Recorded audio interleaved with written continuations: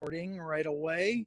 Also, let me share my screen to get this up here and going, and we will get started. And then let me also mute my own picture here. Well, let's see. There we go. We did that. So, wanted to make sure that we're recording.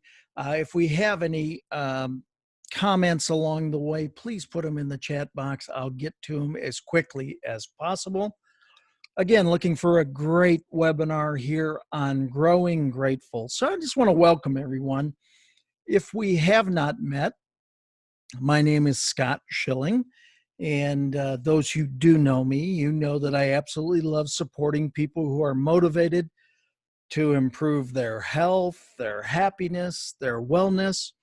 I'm motivated to help you cultivate more gratitude in your life, which will ultimately lead to an overall happier and healthier lifestyle, and also improve many aspects of your relationships as well.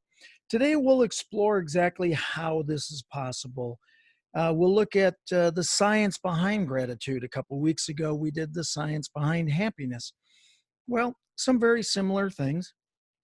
We'll also look at mental and emotional benefits, physical benefits, and even ways that you can start to practice gratitude more in your daily life.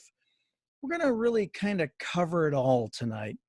Again, I am Scott Schilling. I am an executive coach, an international trainer and speaker, an author with a new book coming out that I'll talk about later on. And again, I encourage you, if you have any questions during our time together, please feel free to ask those questions, and let's have some fun along the way as we do this all together tonight.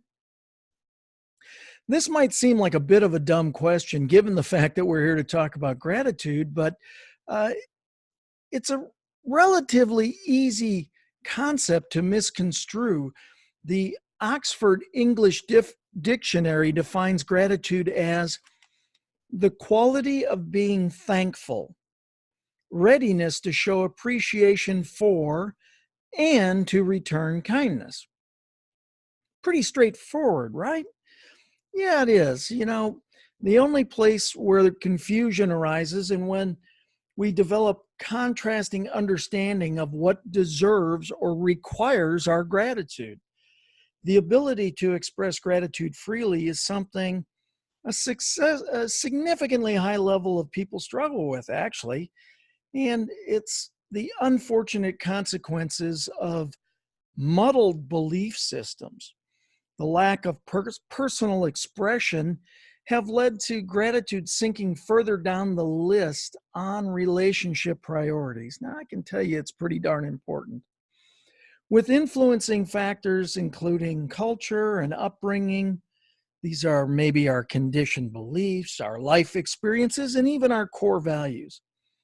It's understandable that one person's definition of what elicits an expression of gratitude in any context will differ greatly from another's. It's also easy to dismiss missed opportunities of expressing thanks or performing acts of kindness. Since today's world is unfortunately almost become too busy to assign much importance to them, but gratitude is important. So important, in fact, that scientists now consider it more than just an action. Gratitude is now considered by science as an actual positive emotion, the effects and impacts of which on the overall mental and physical health have been studied much more closely than just gratitude by itself. In fact, I'll share some resources with you in a little while to help you understand that even further. So, again, we really want to understand what gratitude is, and more importantly, as we dig into it, really the science of gratitude. The many different understandings, definitions, and expressions of gratitude make it difficult to measure on a scientific scale. And yet, neuroscientists have discovered ways to measure levels of the hormone responses and the areas of the brain which are stimulated during the act of gratitude.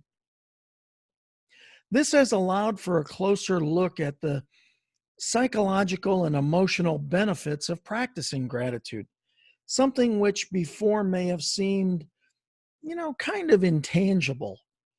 Oxytocin is nicknamed the happiness hormone. In fact, we talked about it a fair amount in the science behind happiness.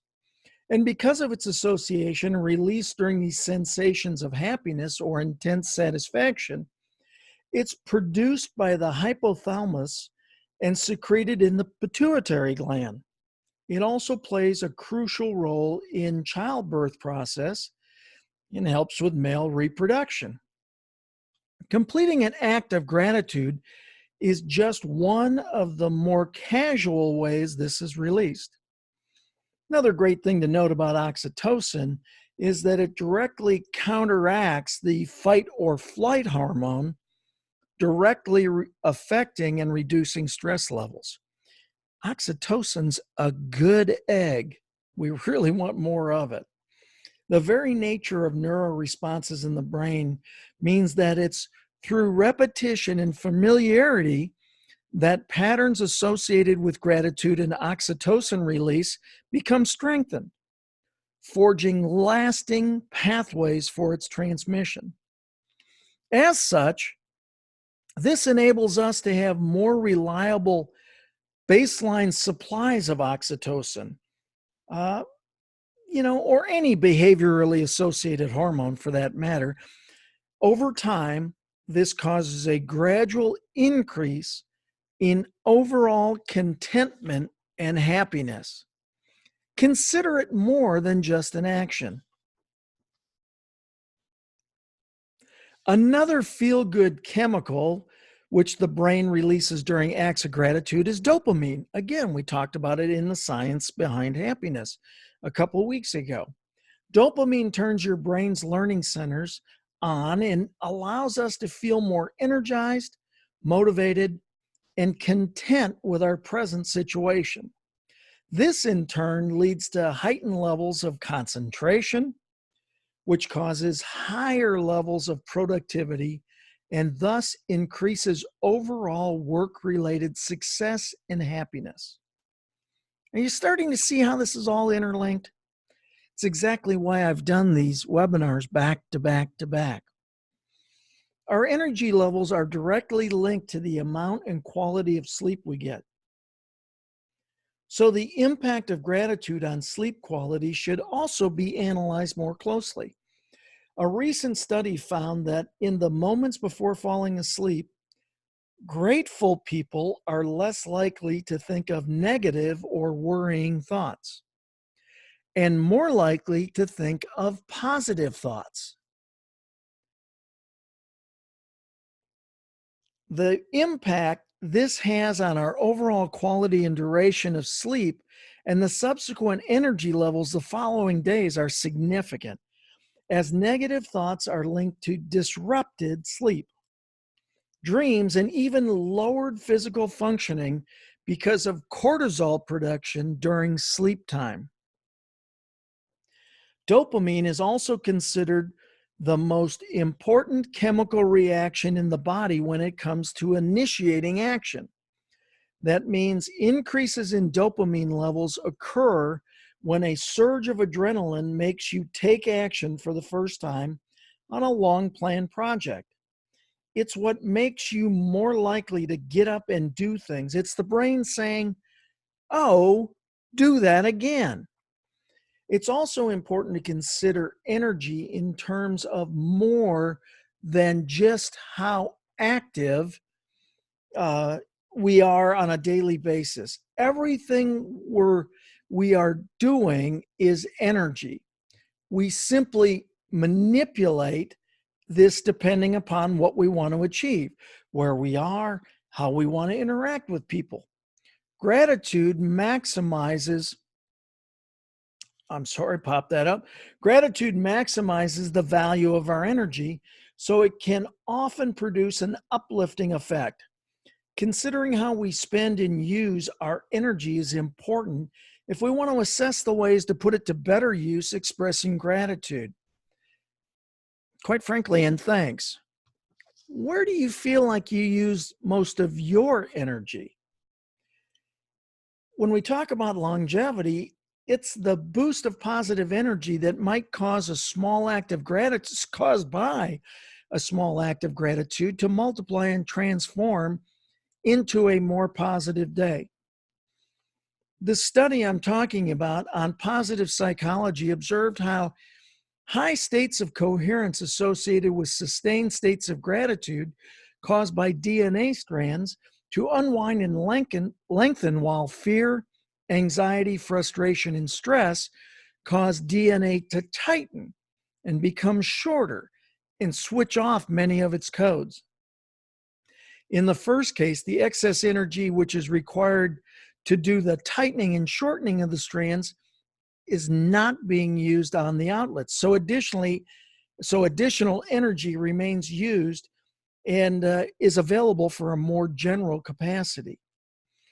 The lengthened strands of DNA correspond to the sensations of feeling more relaxed, releasing tension, which, and you'll see in the ability of this study, excuse me, has many scientific and energetic possibilities.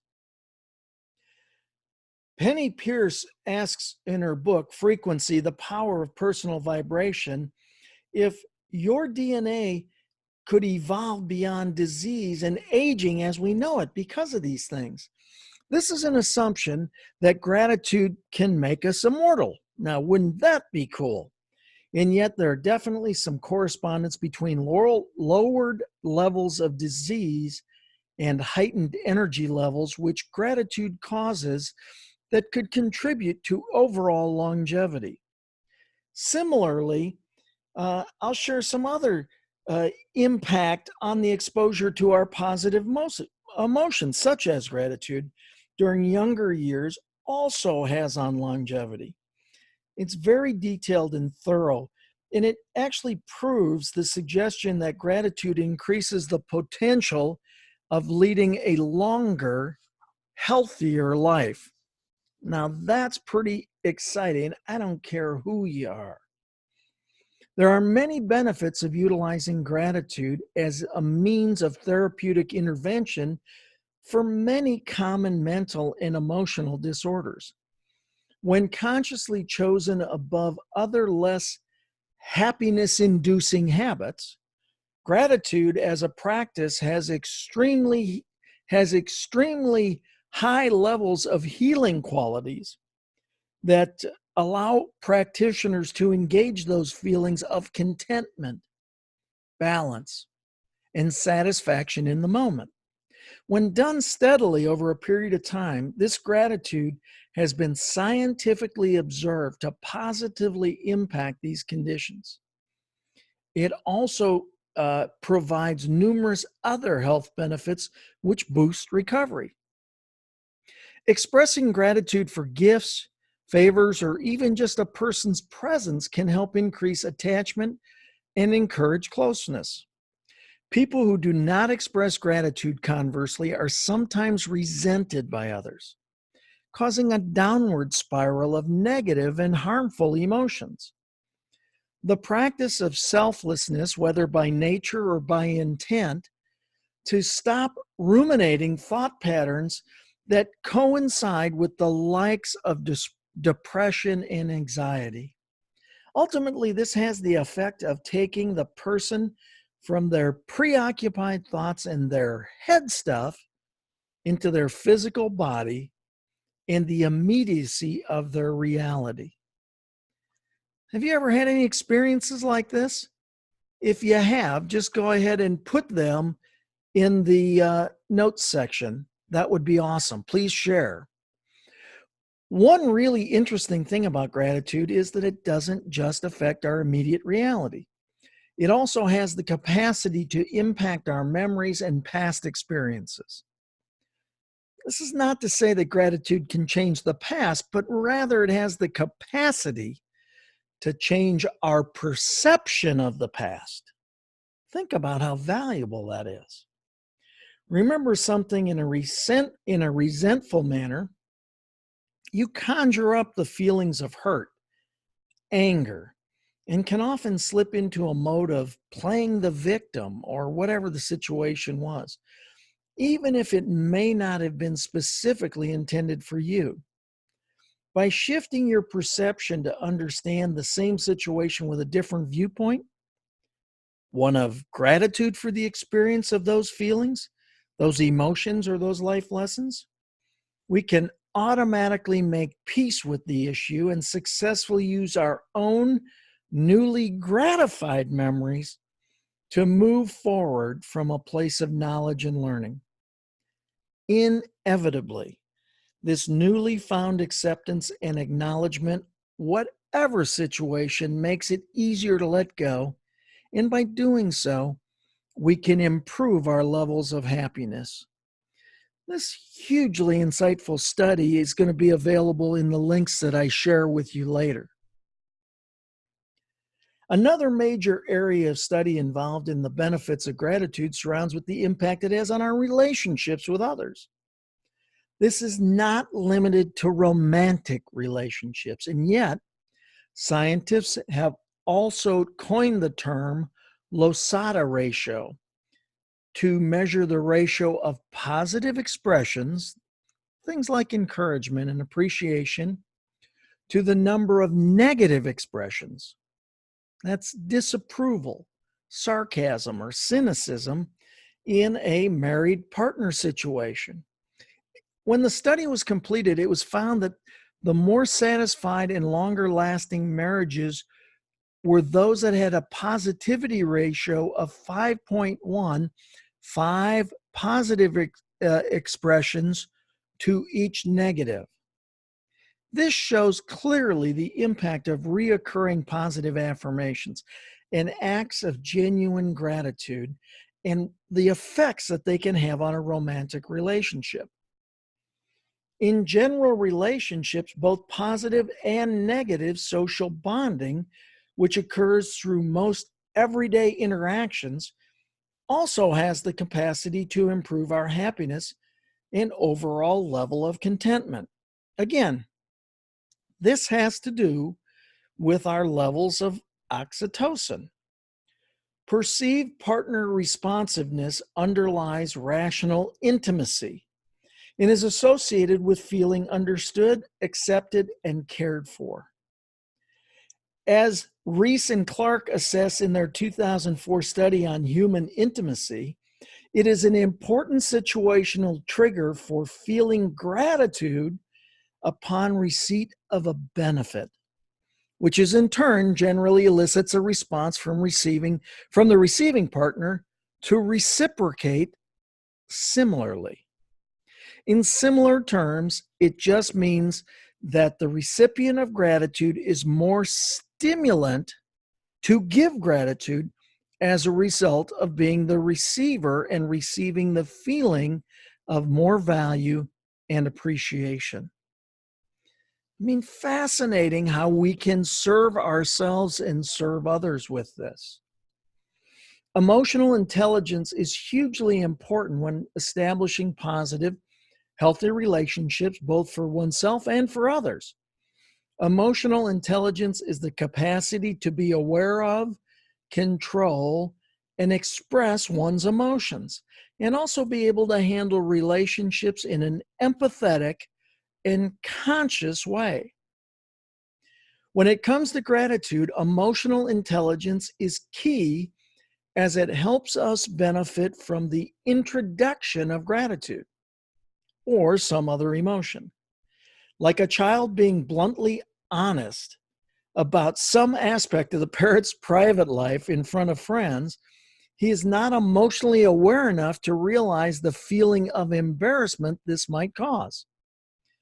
This is a very basic example, but as emotional intelligence stems much further than a child's ignorance. Once we reach adulthood, the lack of emotional intelligence can begin to cause problems in our relationships, not only both at work, but on the private level as well, generally manifesting in high instances of miscommunication, misunderstanding, and the lack of ability to discuss or understand difficult emotions or situations. In Western society, this can be largely observed as the unwillingness to discuss pressing issues on account of the discomfort or upset they might cause. Instead of minimizing the issues, however, this contributes to their growth and quiet empowerment. For gratitude to have a positive effect, a person must first become aware of their emotional environment and how they interact with it.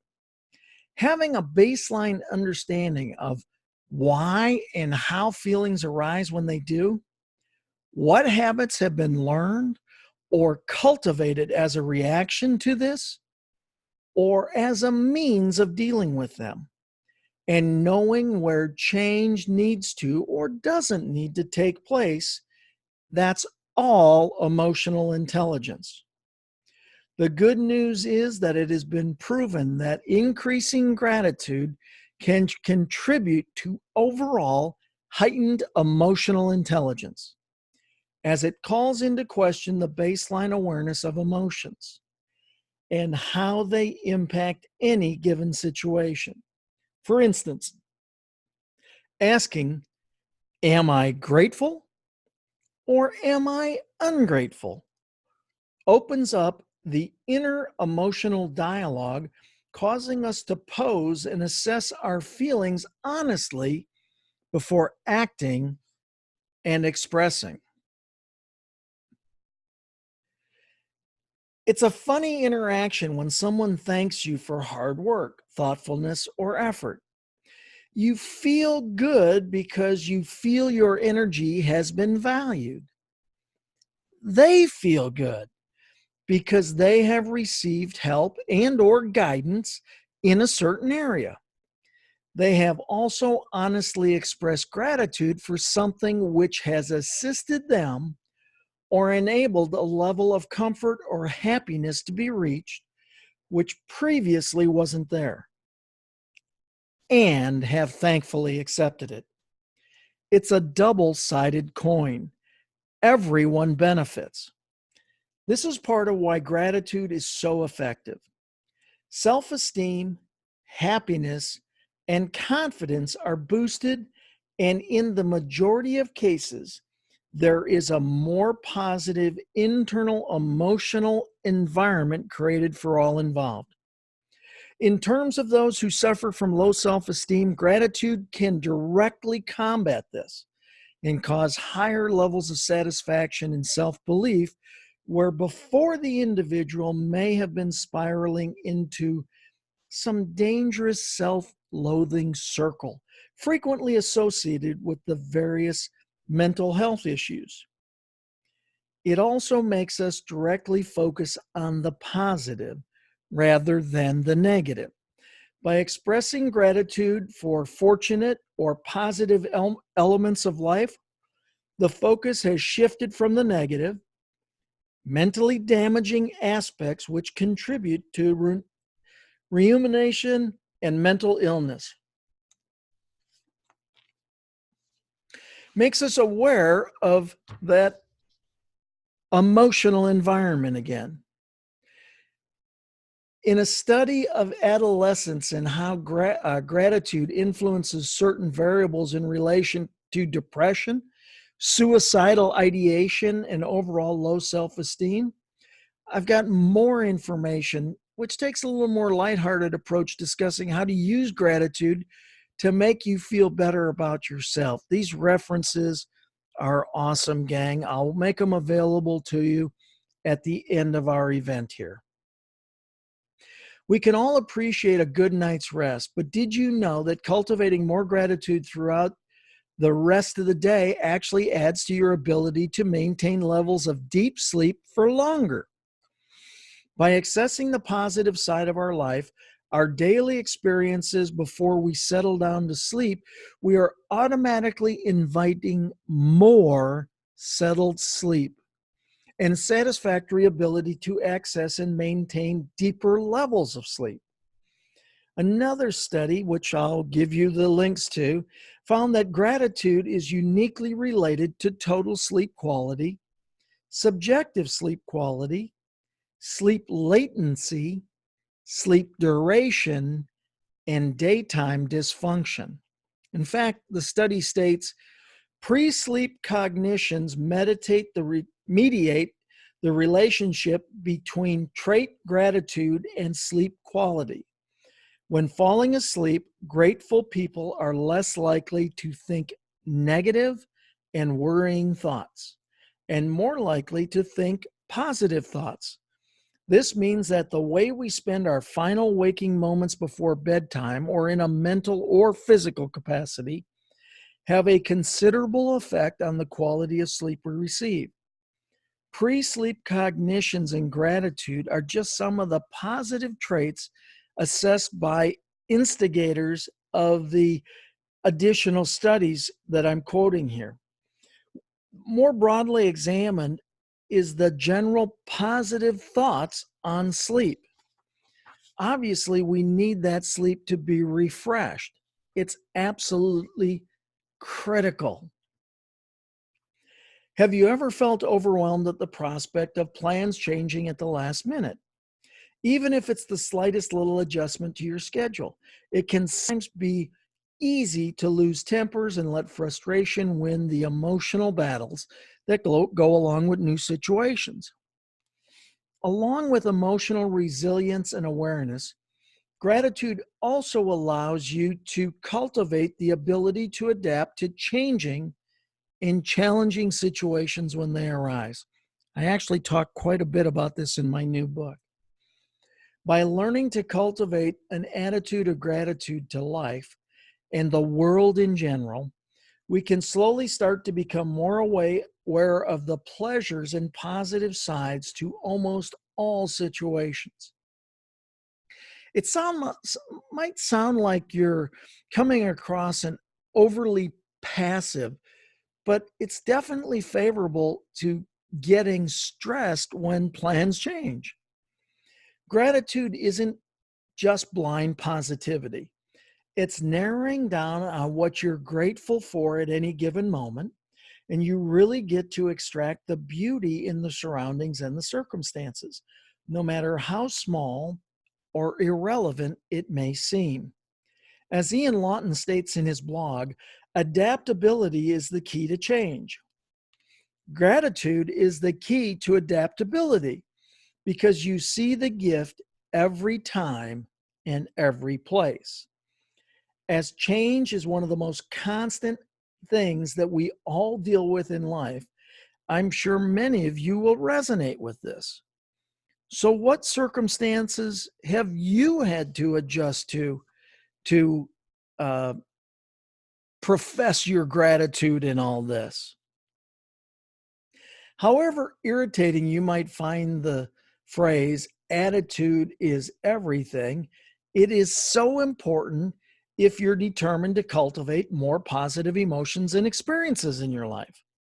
The way we perceive a situation or set of challenges is ultimately the way things will manifest for us in our realities. Again, this is a huge part of my new book, and I really encourage you to continue the study of this through that book. Gratitude helps us focus with the positive elements and allow us opportunity for growth. As Sean Anker discusses in his TED Talk, the more practice we use to shift our mental focus from a problem finder to a grateful experiencer, the easier it becomes. This is linked to neurological processes which occur in the brain when a new idea or practice is formed. The neurotransmitters are redirected from their habitual path or existing patterns and are helped along a new path, the path of gratitude.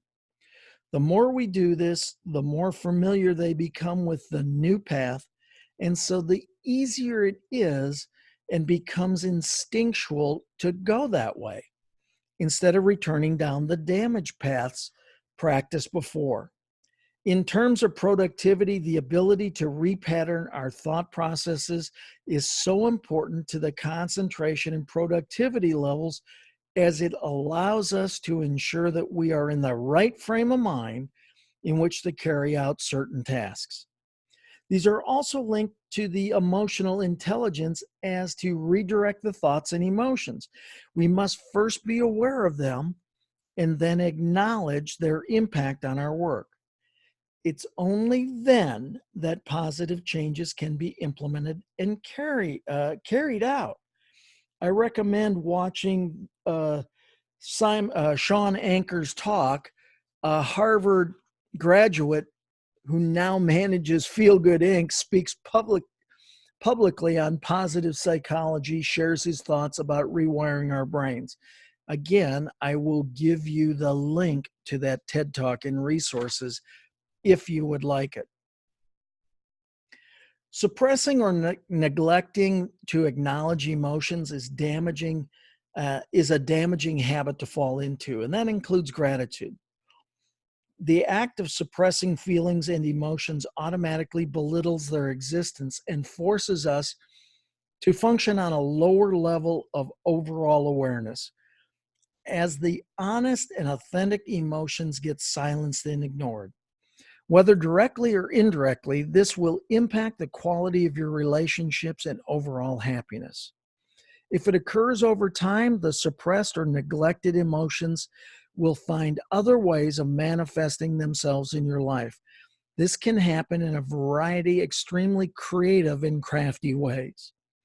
When the emotion is not processed and digested by the mind or body, think of in terms of digesting food, it has to go somewhere.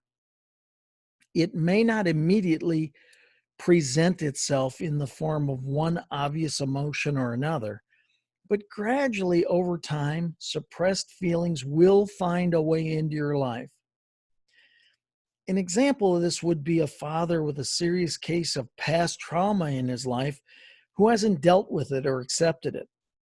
The hurt, confusion, and negative feelings which this memory evokes in him are awakened whenever anger or other difficult emotions emerge in this everyday life, such as kids doing something quote unquote wrong or a stressful workday, which causes him to become irrationally angry and act in potentially damaging ways.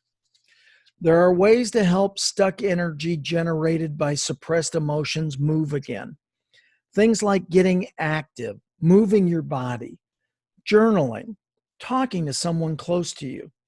These all can create a positive impact. Showing gratitude and practicing every morning to start your day the right way is one of the most effective ways of moving this energy. Gratitude and our natural inclination to practice it is hugely influenced by our conditioned beliefs. These are our embodied beliefs and attitudes and practices we unconsciously exhibit, which occur as a direct result of the environment, culture, or social situation in which we were brought up.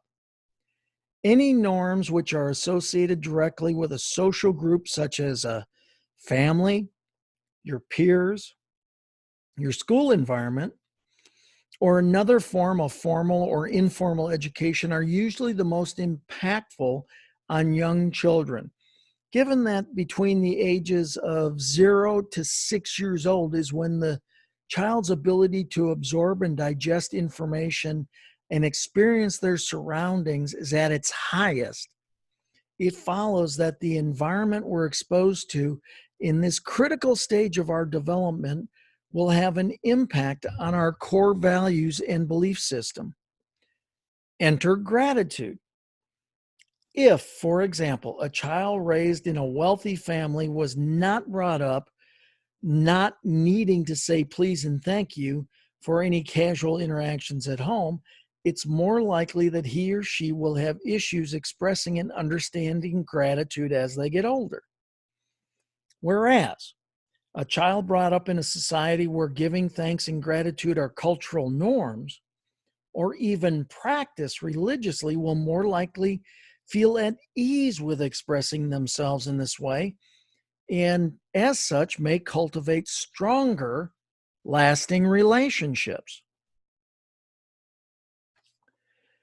Conditioned beliefs also elicit conditioned responses. Responding in a certain way to extreme events, which may or may not be rational, can be problematic to gratitude expression.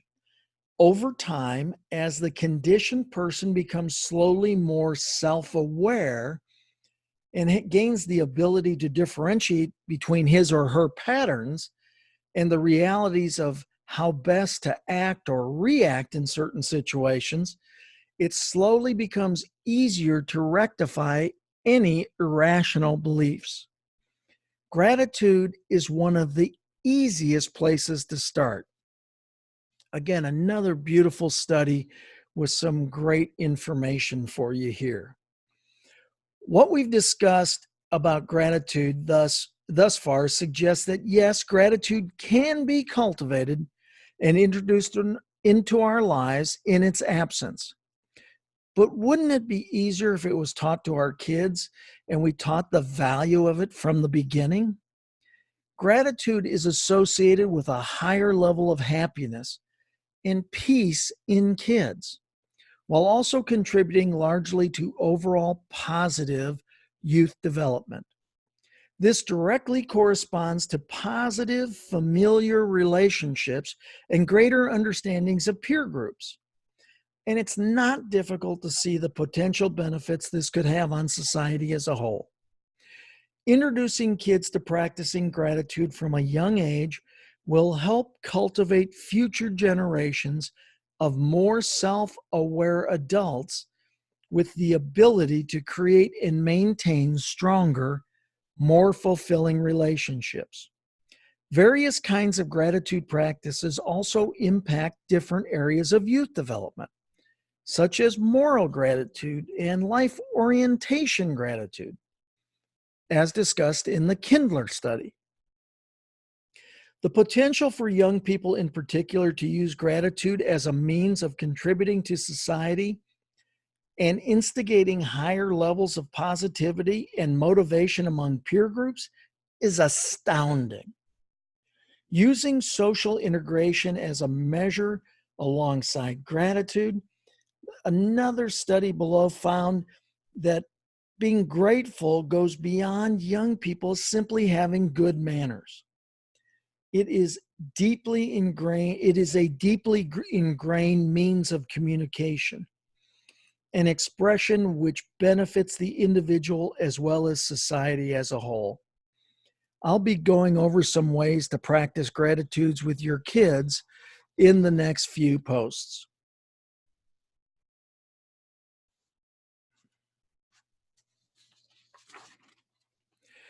There are some straightforward ways to start teaching your kids the value of gratitude.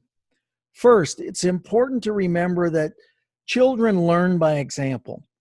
This means that if parents and caregivers are already strong in their gratitude practices and beliefs, there is a much more likely chance that children learning from them will observe this as well rather than learning something else because they're told to.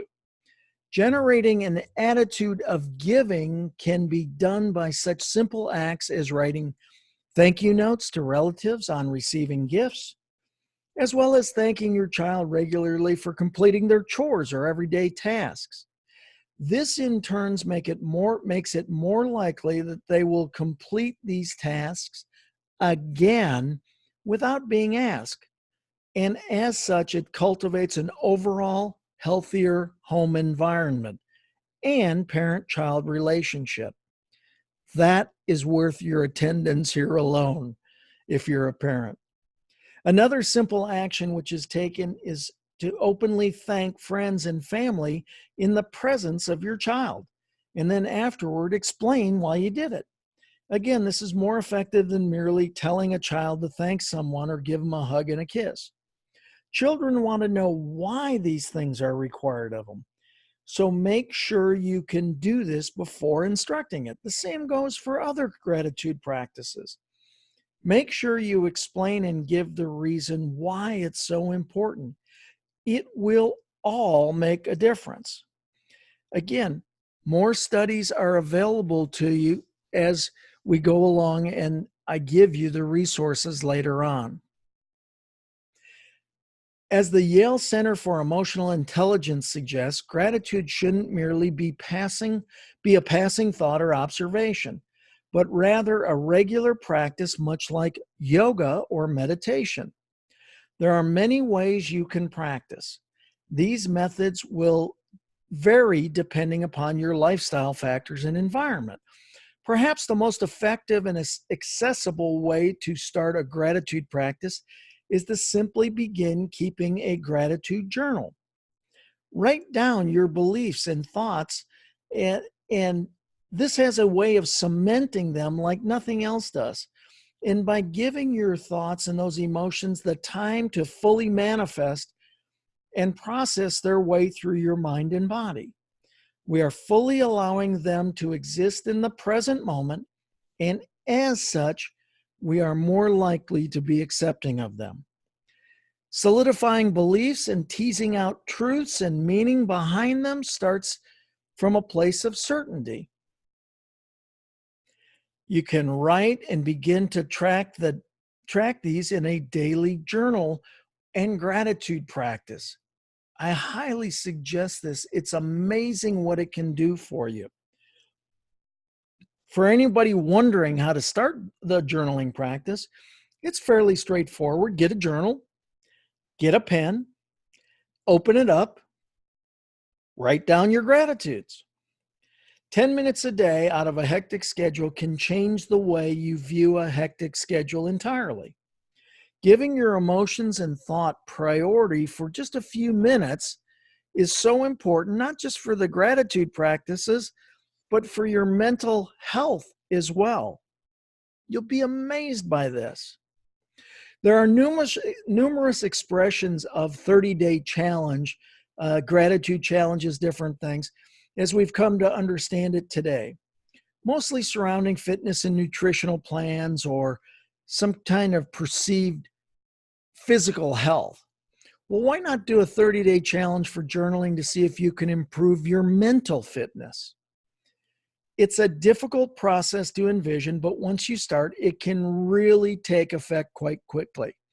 Your gratitude journal doesn't have to involve paragraphs of prose and metaphoric language. It can be as simple as making a list of 3 things you're grateful for on that day. For example, today I am grateful for the sunshine outside, the healthy breakfast I had this morning, the good night's sleep I just woke up from.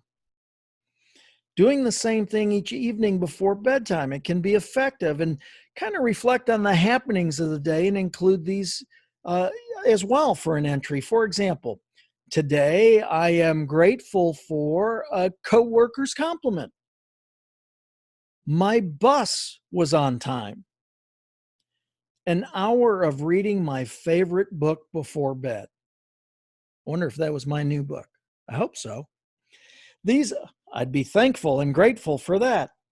These small observations have massive impact on your overall happiness and encourage a better quality of sleep.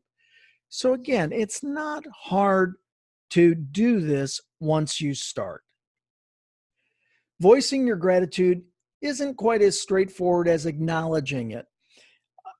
We've already discussed this a little bit, but many people struggle to express emotions in the simplest circumstances, let alone recognizing the often vulnerability-laden sensation of gratitude. While we might be able to rationally and intellectually see how we should be grateful for our set of circumstances, there is a difference between this and allowing ourselves to take down the walls, and that we sometimes build around the importance of having control and certainty, and just appreciate things as they are.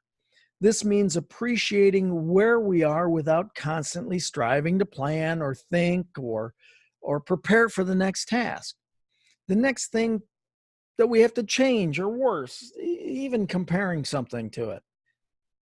You just got to get accustomed to letting go. Self-confidence is not necessarily a requirement to practice gratitude, and yet it's a quality which is strengthened through the practice of gratitude. By assessing the genuine affection that resides within us, all for the blessings and positive things in our lives, we're automatically connecting to a part of us that's timeless and authentic, regardless of our circumstances. This is an authentic self, which comes forward and plays a vital part in our ability to let go of conditioned beliefs and preconceived notions about what we should or shouldn't feel. Speaking up about our true opinions and authentic beliefs then comes much easier. Gradually, this will lead to a surge of self-confidence. Again, I'm excited to be sharing this information with you. Another way to practice gratitude is through meditation. Now, gratitude meditation involves focusing all awareness on the person, thing, or event which the person is grateful for, and sending all the energy and awareness there instead of letting it being leaked out elsewhere in life. It's an age-old practice which has gotten lost in our focus on personal gain and progression. According to Jack Kornfield, who introduced many Buddhist monk practices to the West, Buddhist monks begin each day with a chant of gratitude for the blessings in their life. Native American elders begin each ceremony with grateful prayers to Mother Earth and Father Sky, to the four directions, to the animal, plant, mineral brothers and sisters who share our earth and support our life. In Tibet, the monks and the nuns even offer prayers of gratitude for the suffering they have been given. There are many, many ways to practice gratitude meditation, all of which vary depending upon your lifestyle and location. At its core, gratitude meditation is profoundly simple. It's a simple exercise which often can include taking time to simply appreciate the water that's in your kettle as it boils. In fact, it's so simple that it might not seem effective at first. But over time, the ability to stop and tune in accurately to the present moment in each little drop of coffee and plume of steam that rises from the kettle will extend itself into other aspects of daily life. Excuse me. You'll start to notice yourself becoming a little bit more present as you do this.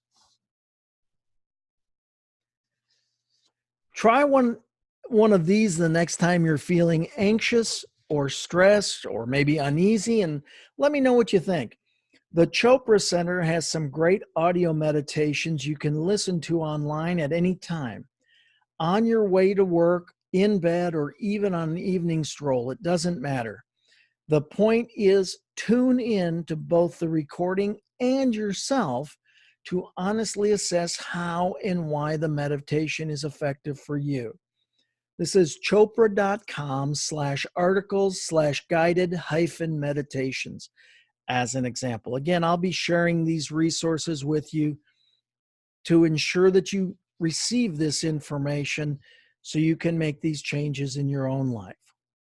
Many companies are tapping into this newfound awareness and encouraging their employees to make efforts to support gratitude, as well as create an environment where positivity and gratitude are part of the corporate culture. We know from research that you can use gratitude as a way to retrain your brain and boost effectiveness and happiness. In the research done by Sean Aker of Feel Good Inc., the same guy who's did the TED Talk earlier, 400 professionals committed to expressing 3 gratitudes a day, as well as take other positive measures. After doing so for just 2 weeks, their energy levels increased by 12% and their stress decreased by 20%, which positively contributed to meeting their goals and having better performance. Energy levels up 12%, stress decreased 20%. That's huge. 3 gratitudes a day, just 2 weeks. Isn't that amazing? Though you don't need scientific proof to experience the positive benefits of using your gratitude practices in the workplace, you don't need the highest emotional intelligence IQ either. It's easy to notice boosts in morale that come from positive responses to a colleague's promotion, as an example, or the gratitude of receiving a complimentary lunch. If we all took it upon one another to increase awareness of gratitude by practicing Sean Anker's 3 gratitudes a day, the workplace mentality and our individual mentality could benefit so much. The question is your workplace gratitude friendly? What could you do to improve that? How could you fix that? How could you put in some differences there? How about just acting it out yourself? Difficulty in making and sticking to decisions is commonly observed as a symptom of anxiety and depression. The over-anxious part of us knows the importance of making the decision and yet also worries about the potential outcome that may arise after making the choice. Having the ability to be thankful for whatever situation arises after you make the choice is an example of an ongoing gratitude practice. All of a sudden, potential worries and uncertain outcomes are released from our need to control or dictate them. We can easily proceed with our decision in the knowing that, yes, we cannot control or imagine every potential outcome. Again, I talk about this. Every action starts with a decision. This is so congruent with the new book. It's really exciting as we go along here. We can choose to be grateful for whatever does arise and the result of our action. And by choosing this, we are ultimately choosing less anxiety, less stress, and are also inviting more enjoyment and natural happiness into our lives.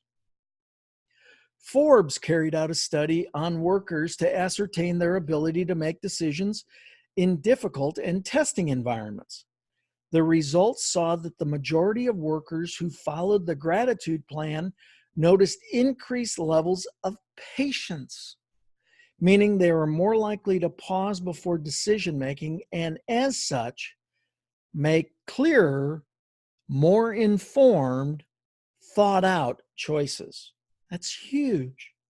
The author, David DeSalvo, states, just as people in this study were preconditioned to feel grateful, there's likely benefit in putting ourselves into a grateful mindset to alter our perspective. What can we take from this gratitude study that's most beneficial to us? It means ensuring that we have a baseline capacity to perceive positive elements of situations. The decisions we make based on positive perceptions are more likely to have positive outcomes. Isn't that what we're all going for? If you haven't already been inspired enough to start exposing your kids and yourself to gratitude practices, check out this little piece of information. Jeffrey Froch, a psychologist and researcher, created gratitude curriculum for kids ages 8 to 11. Here are the 3 things that children learned about the grateful feeling that we as adults could also implement in our understanding of the concept. He defined an act of gratitude as when someone has intentionally done something to benefit us. Providing this benefit was costly to them. This benefit is valuable to us. Over several courses of gratitude lessons, he determined that by exposure, discussion, and informative emotionally aware teaching, the overall levels of happiness and contentment within the school significantly increased. Studies were also carried out in less privileged schools to observe risks associated with high risk and high stress environments for students. The results were very similar. Now that's exciting. So even as we go into harder, tougher environments, gratitude makes the difference. Well, now it's your turn. As we near our time together, I'd like to take this opportunity to allow you to think about your gratitude list right now. Doesn't have to be long. You don't have to post it or share it in the comments. You can if you wish. You don't have to, but I encourage you to do the exercise. Here's the steps. Make sure you're sitting comfortably. Close your eyes. Take a few deep breaths to steady your mind. Now take the next 10 or 15 minutes after this webinar to think about 3 things that you're grateful for in this moment. Not earlier today, not this weekend, right now. Write them down. And of course, if you feel like sharing with the group, you can do that. It's not a requirement. If you'd like to send them to me afterwards, you're welcome to do that at scott@scottschilling.com. That would be awesome. So the question is, how do you feel? When you take the next few minutes to be honest with yourself about how you're feeling, part of practicing gratitude involves being emotionally aware and capable of acknowledging feelings for what they are when they arise.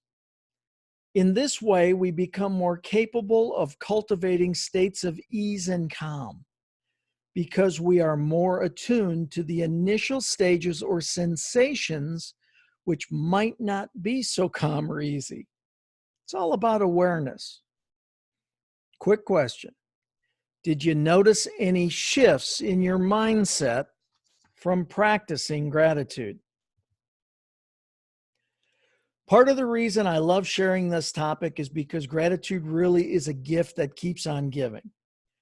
It's a powerful ripple effect that can start with a simple thank you as someone holds the door for you and yet result in lasting feelings of self-worth, strength, and emotional awareness. My great friend Sean G. Murphy has a habit of walking up to people and say, "Let me thank you for all those who have failed to thank you earlier today." It's amazing the look on people's face. Every time I see him do it, it makes me want to go out and do it and put a smile on people's faces as well. If you have any questions you'd like to ask, again, you can send them to me at scott@scottschilling.com, and I will do everything in my power to answer those for you. Now it's my turn to express gratitude for all of you. Whether you were here live this evening or you're listening to this on the replay, I so appreciate you. I am so grateful for your participation today, and I really hope you've learned beneficial ways that you can cultivate gratitude and all the benefits for you in your life. I truly believe that gratitude has the potential to change the world and elevate our relationships. So from the bottom of my heart, thank you. As always, if you have any questions or follow up any feedback on today's class, just email me or message me, scott@scottschilling.com. And remember, gratitude makes sense of our past, brings peace for today, and creates vision for tomorrow. That's a quote from Melody Beatty. It's awesome.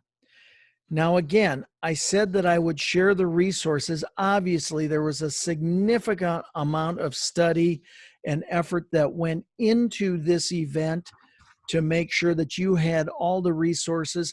Send me an email at scott@scottschilling.com to request those. I will send them to you.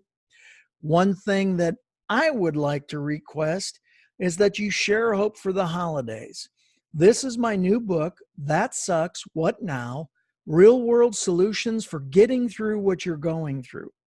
Much about what we talked about with gratitude is in my book. I've learned this prior to this webinar. I have been acting on this. The practice that I told you that my friend Sean Murphy does is in the book as an encouragement for you to do the same thing.